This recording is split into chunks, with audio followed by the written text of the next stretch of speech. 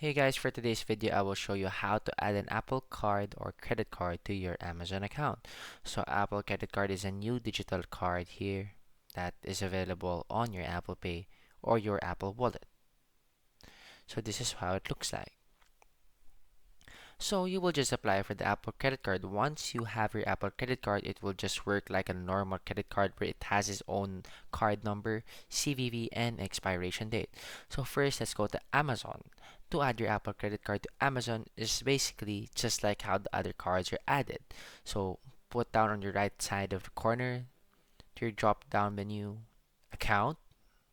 Once the account is pressed, we go to your payments. After your payments, we add a payment method.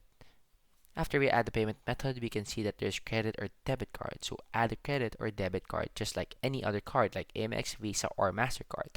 So after you request your Apple Card, just choose your bank and link a card. So card number, whether your Apple Card is Amex, Citi, Mercury, US Bank, MasterCard, card number of the Apple Card, name and card, expiration date, and CVV.